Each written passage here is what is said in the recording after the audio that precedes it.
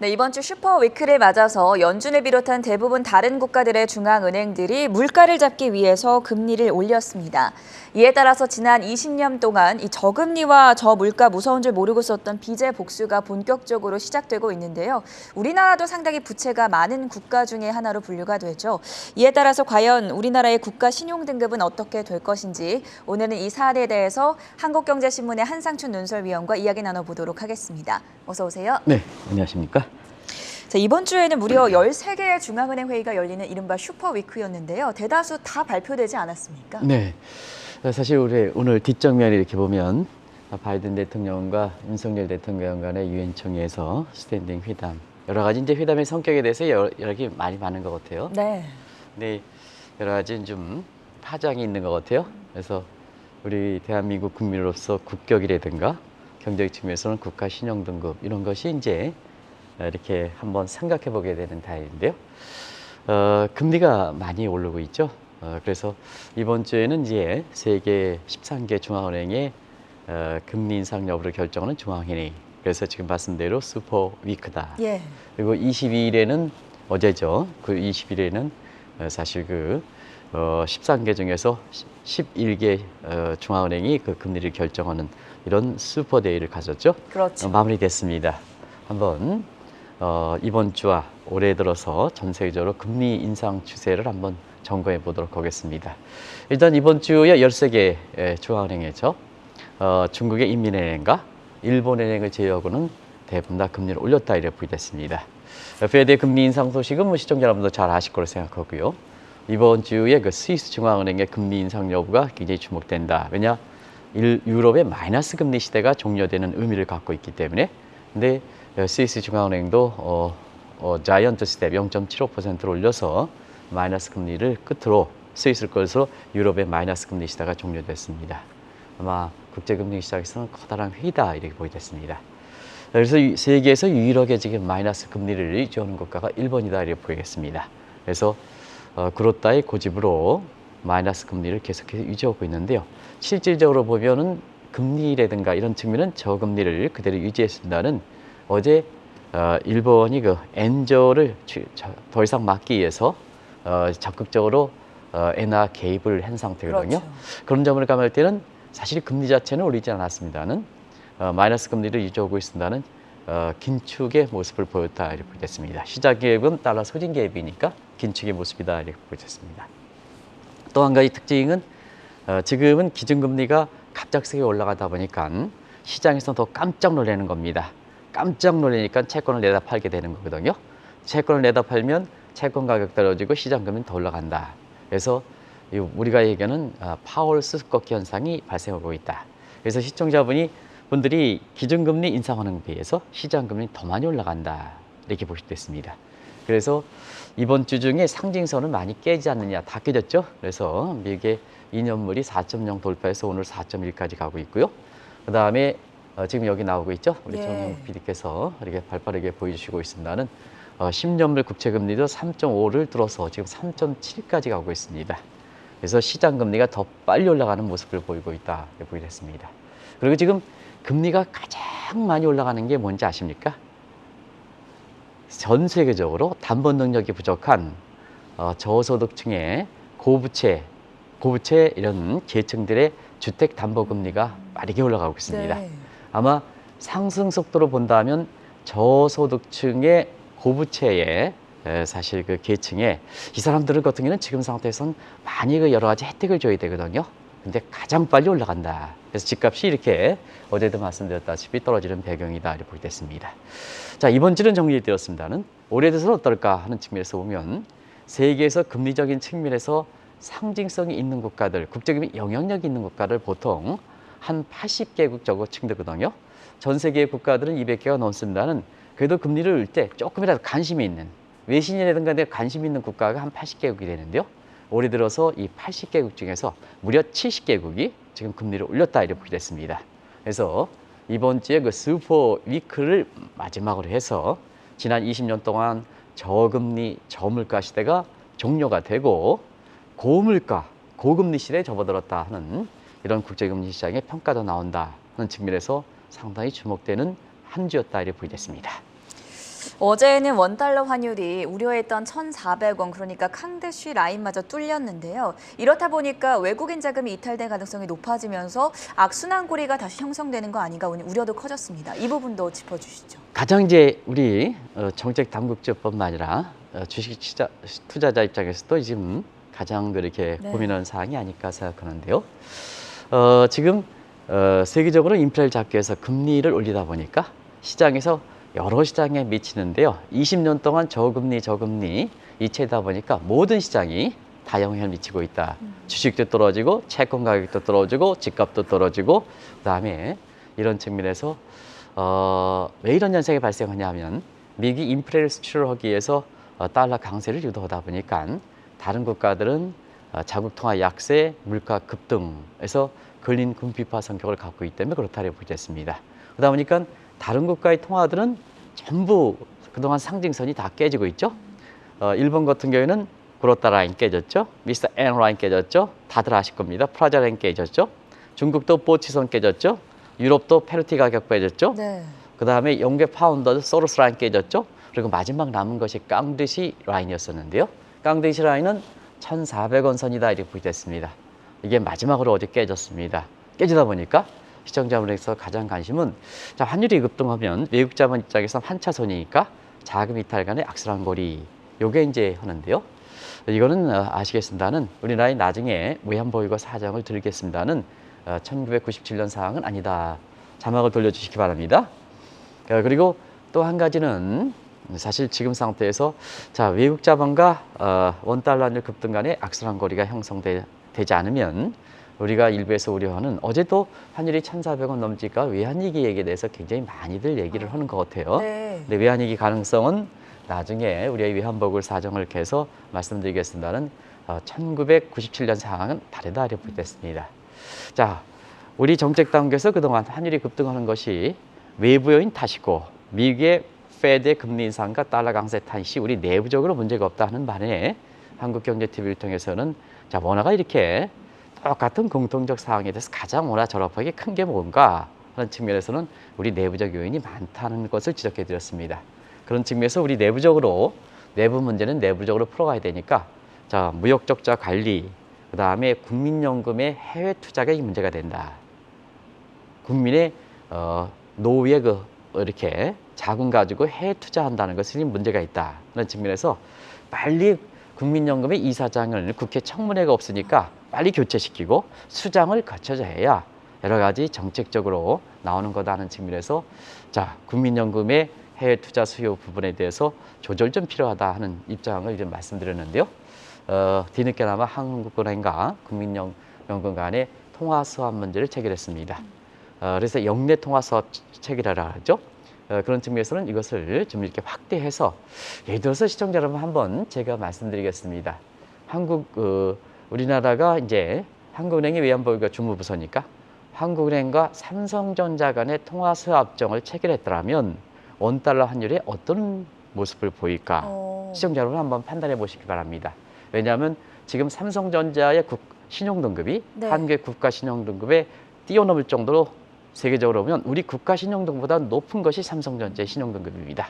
그런 측면에서는 그 상징성이 높은 곳에 이렇게 통화수합을 맺었더라면 원달러 환율은 어떻게 될까? 그래서 오늘 그 방송에서는 한국은행과 국민연금과의 통화수합을 그 체결한 문제를 그 대상을 좀 더 확대시켜 달라 하는 것을 네. 말씀드리겠습니다.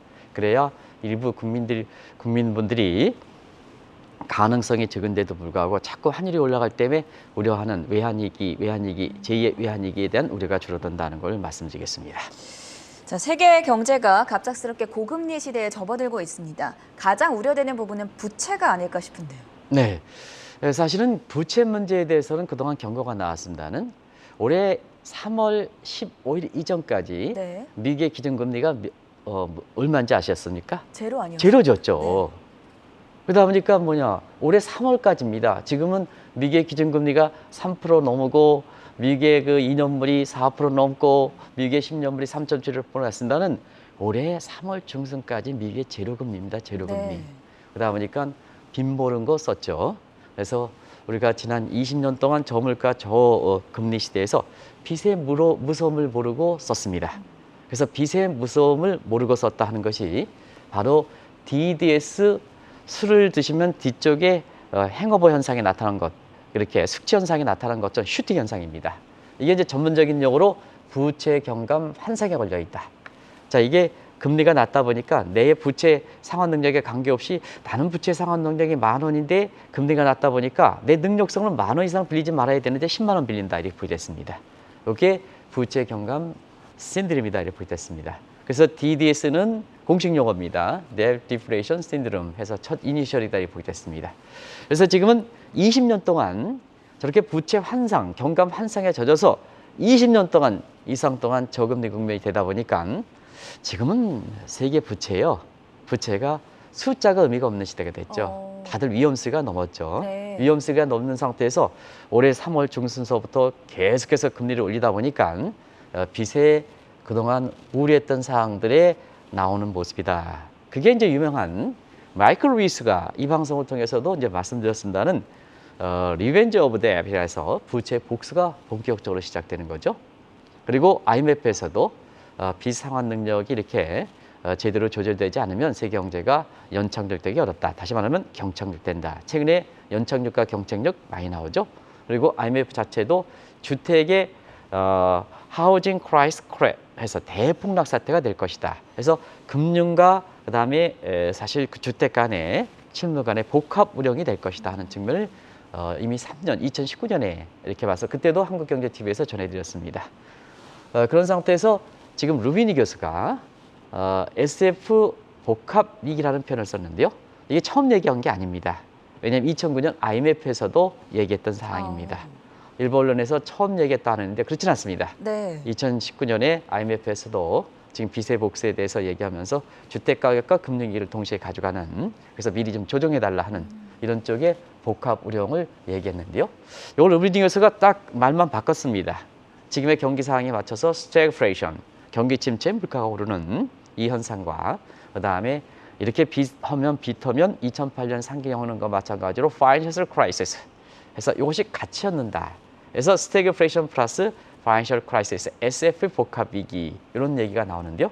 이건 처음 얘기 나온 것은 아니다 하는 걸 말씀드리겠습니다. 어쨌든 빚의 복수 시대가 고금리, 고물가 시대를 맞아서 또 갑작스러웠던 고금리 시대를 맞아서 지금 부채 상환 능력이 없는 경제 주체를 중심으로 해서 네. 지금 부담이 확고고, 이것이 지금 세계 경제의 당면한 현안으로 또 다른 정면으로 닥치고 있다, 이렇게 보시면 되겠습니다.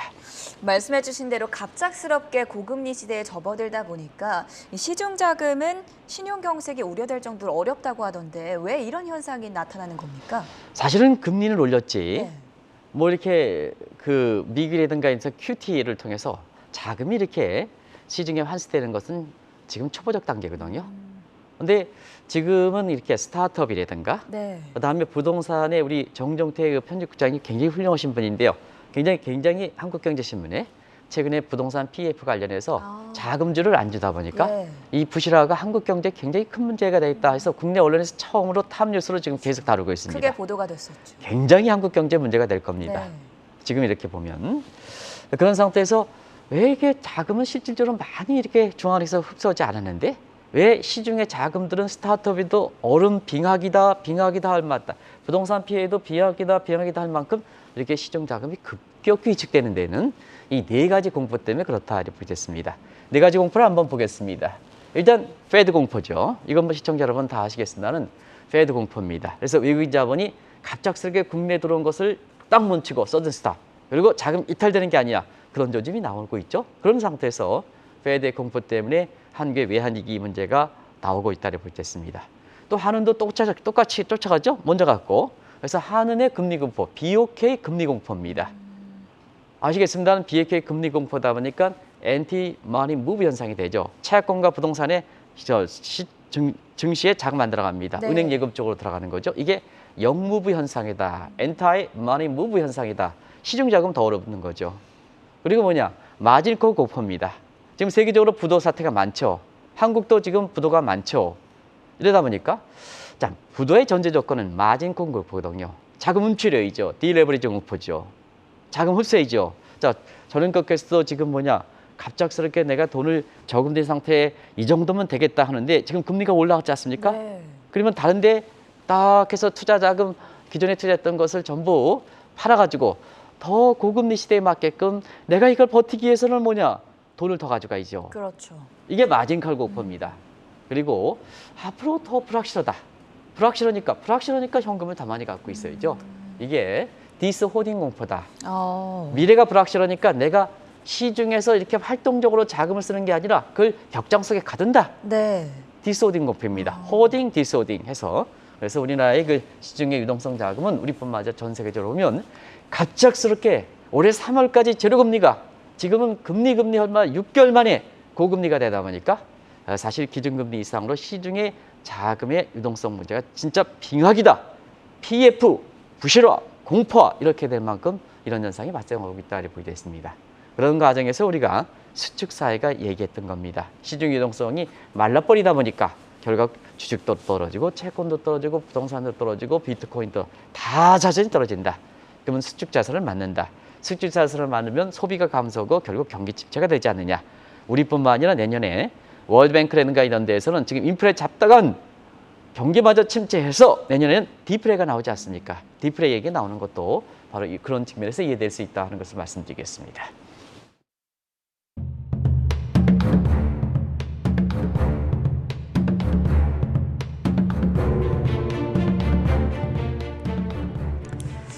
흔히 빚이라고 하면 우리나라도 만만치 않은 상황인데요. 국가 채무가 상당히 심각하지 않습니까? 네.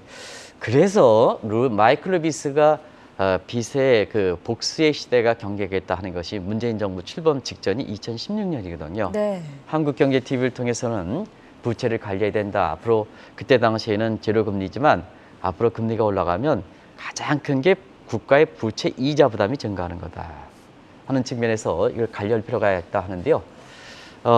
이건 정치적으로 띄고 얘기하는 게 아닙니다. 현상이 나타나기 때문에 문정부제 추경의 공포. 그러면 추경 공포이죠. 무슨 뭐냐 이 홍두삼이다 이렇게 얘기하고 이렇게 하다가 뭐 국회에서 조금 하면 그냥 추경 하니까 우리가 세계에서 보면 국가 채무 증가 속도가 굉장히 빠르게 증가했죠. 그 재원 조달도 시청자 여러분 증세를 통해서 했습니다. 그리고 적자 국채 발행했는데요. 적자 국채가 민간 입장에서는 자 금리가 앞으로 올라간다는 건 다들 알죠. 그러면 금리가 올라가면 채권 가격이 떨어지겠죠. 그래서 시중에서 소화가 되다 보니까 한국은행에서 흡수해줘야 된다 하는 게 유명한 만드마니테이션 부채 화폐 논의입니다. 예. 그게 올해 5월에 새 정부 출범 직전까지 현상이었습니다. 근데 지금 금리가 올라가지 않습니까? 금리가 올라가다 보니까 결과적으로 보면 우리가 국가 채무가 굉장히 빨리 증가한 것이 지금은 뭐냐 굉장히 부담으로 다가온다고 됐습니다. 부채의 증가 속도는 뭐 시청자 여러분 다들 아실 겁니다.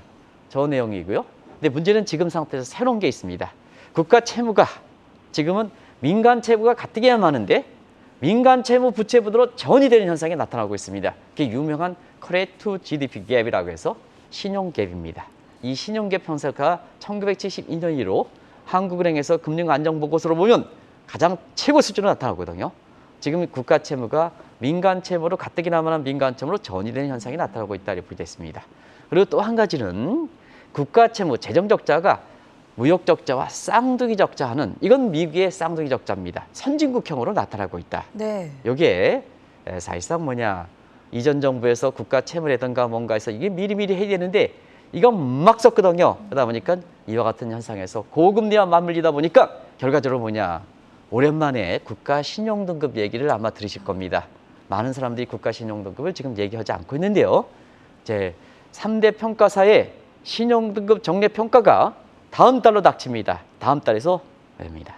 그래서 새 정부 입장에서도 이런 문제에 대해서 잘 대처하실 필요가 있다는 것을 말씀드리고요. 문정부만 비판하는 게 아니라 지금 윤석열 대통령께서도 유엔청에 가서 왜 국격을 생각하느냐 말 한마디 가지고 지금 여러 가지 파장을 일으키는 걸 알고 있습니다. 예. 그래서 누구는 두들기고 누구는 옹호하고 그런 게 아닙니다. 지금 똑같은 객관적 각도에서 한국경제TV에서 해설한다는 걸 말씀드리겠습니다. 방금 말씀해 주신 저 쌍둥이 적자 가운데 무역 적자가 갈수록 커지고 또 심화된다는 게 큰 문제인데요. 실제 현상은 어떻습니까? 이 무역 적자 문제도 우리가 이 방송을 통해서 작년 12월부터 제공했거든요. 네. 근데 그동안의 새 정부 자세는 무역 적자는 확대되지만 경상수지 흑자는 유지되고 있다 하는 측면에서 이원적 관리 이거 문제가 된다. 왜냐하면 경상수지에서 가장 큰 비중을 차는 게 무역 적자 아니지 않습니까? 무역 적자가 확대되면 경상수지 자금은 줄어드는 겁니다. 그래서 우리나라의 무역 적자 문제는 많이 지었기 때문에 간단하게 줄이겠습니다. 특징을 한번 보겠습니다. 새 정부에 때 건의를 하겠습니다. 이제는 무역 적자 규모가 너무 커져서 경상수지가 적자된다. 추경호 부총리께서 엊그제까지 2달 전까지 자 무역 적자는 적자가 확대되지만 경상수지는 괜찮다. 이제 경상수지마저 적자가 우려될 정도로 무역 적자가 관리가 되지 않다 보니까 올해 들어서 이달 달까지 300억 달러, 292억 달러를 넘고 있습니다. 또 한 가지 이렇게 한번 건의해드리면 지금은 무역 적자가 확대형이면 괜찮습니다. 근데 축소형으로 들어가고 있습니다. 아시겠지만 경제가 고성장 과정에서 수입이 증가해서 무역 적자 확대했다. 오케이. 무역 적자 확대돼도 확대가 되기 때문에 괜찮습니다. 그런데 지금 축소형입니다. 한국 경제가 그만큼 위축된다 이렇게 보이됐습니다. 경기 침체를 예견한다 이렇게 보이됐습니다. 네. 그러다 보니까 자 지금 상태에서는 재정 적자와 무역 적자가 질을 변화시킨다. 왜냐? 앞서 말씀드린 선진국형으로 변화시킨다. 이것을 뭐냐? 추 부총리가 우리나라의 무역 적자 경상수지 관리 외환 관리를 할 때 주목하실 필요가 있다는 걸 말씀드리겠습니다. 그래서 다시 한번 말씀드리면 무역 적자와 경상수지는 이론적으로 관리해야 된다. 이건 적자인데 이건 흑자이기 때문에 괜찮다. 잘못됐다. 지금 현실로 드러나지 않느냐. 그리고 확대형에서 축소형으로 변한다. 실물 경기의 침체까지 맞물린다. 그리고 재정 적자와 무역 적자가 서로 뭐냐 악순환 거리가 형성되는 1980년대 선진국의 미국의 쌍둥이 적자는 트윈 데피처스 티오리 같은 이런 형태가 되고 있다는 것을 추 부총리께서 꼭 좀 이어질 필요가 있다는 걸 말씀드리겠습니다. 자, 오늘 방송 초반에 언급을 해주셨던 외환 보유고 얘기가 드디어 나왔는데요. 적정 비중에서 계속 멀어지고 있다. 이 부분에 대해서도 설명해 주시죠. 네, 무역 적자 얘기 많이 나오죠. 그래서 환율이 급등하다 보니까 외환 보유고 문제가 계속해서 나오는데요. 네. 외환 보유가 적정 수준이 얼마큼이냐. 많이 싸우면 경제적으로 보면 기회비용이 있기 때문에 많이 싸울수록 그렇게 썩 좋은 것은 아닙니다. 네. 그래서 적정 수준, 옵티멀 스케일 그 부분이 굉장히 중요한데요. 여기 나오듯이 과거에는요. 적정 외환 보유고는 시청자 여러분 IMF 방식, 기도티 방식, 캡틴 방식 이거 다 아실 겁니다. 그래서 우리나라의 외환 보유고는 최강인 캡틴 방식보다 높은 상태거든요. 근데 최근에 문제를 시켰던 것이 IMF의 새로운 외환 보유고 방식입니다. 적정 보유 방식. 그거는 한번 설명드렸습니다는 지금 다시 거론되기 때문에 올해 들어서 IMF의 새로운 적정 외환 보유고 방식을 아마 우리 서 작가께서 이렇게 요걸 개념을 보여드렸을 겁니다. 네. 그걸 좀 이렇게 아까 정리를 많이 하던데요. 그걸 자막을 돌려주시기 바랍니다. 자막을 돌려주셔서 저렇게 바꾸고 있습니다. 새롭게 나온 겁니다. 올해 6월 달에 나왔는데요. 예. 연간 연간 수출액의 5%, M2 총통화 증가입니다. 5%, 유동 매치 30%, 외국인 투자 잔액의 15% 규모의 개별 사항 등에서 이것에서 100에서 150%. 이걸 좀 더 많이 싸라는 얘기입니다. 100%는 15% 규모로 싸는데 좀 고금리 때는 더 많이 싸라는 얘기입니다. 150%. 근데 우리의 그 외환 보유고는 지금 IMF 기준으로 본다면 적정 수준의 하단선에 됐다. 그럼 이미 기치죠. 네. 이거보다 더 떨어지면 여러 가지 문제가 발생할 수가 있죠. 이런 측면에서 한국은 이렇게 IMF 방식에 의한 나머지 방식은 문제가 없는데요. IMF의 신적정 외환보유 방식으로 보면은 하단선이 20년 말 붕괴돼서 지금 한국의 원달러 환율이 올라가는 측면도 있다 하는 걸 말씀드리겠습니다. 우리 외환 보유가 적정 수준 밑으로 떨어지고 원달러 환율이 급등하면서 이제 시장의 관심은 다음 달에 3대 평가사들이 국가신용 등급을 어떻게 평가할 것인가 이 부분일 텐데요. 네. 사실 우리 외환 당국의 입장에서 보면 환율이 급등하는 문제와 함께 이 문제들 좀 이렇게 해서 가장 관심을 갖고 있어야 되는데요. 네. 지금 정부 단계에서 발표하는 자료들 보면 사실 이런 문제에 대해서 대책을 하고 있는 건가 하는 측면에서 국민들의 입장에서는 우리 것처럼 국민들 입장에서는 좀 시기적으로 보면 3대 평가사의 새 정부 출범위에 정례 평가가 다가오는 입장에서 환율이 급등하고 그래서 우려가 되는데요. 이런 대목에서 제대로 준비하고 있는가 하는 이 측면에서 의아심이 될 만큼 이 문제가 되고 있다고 보이겠습니다. 시간이 다 돼서 말씀드리는데요. 정례 평가는 10월서부터 11월까지 이렇게 진행됩니다. 근데 우리 외환 보유고는 우리 국가신용도는 2016년부터 사실상 S&P가 2016년 8월 달에 우리 신용등급 전망 부분을 상향 조정한 이후에 이렇게 계속해서 정체되고 있다. 이렇게 보시면 되겠습니다. 정체되고 있다는 것은 그만큼 문제가 되고 있고 그 문제점이 개선되지 않다는 얘기죠.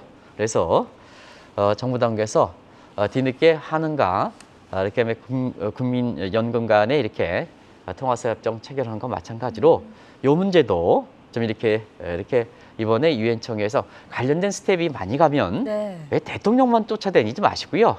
그 국가의 세금을 가지고 갔으니까 좀 이렇게 국제신용평가기관이든가 이런 데 좀 가는 김에 가셔서 이런 문제를 좀 이렇게 해서 사전에 교류를 하고 사전에 의견 조절하고 예. 이럴 필요가 있다는 걸 말씀드리겠습니다.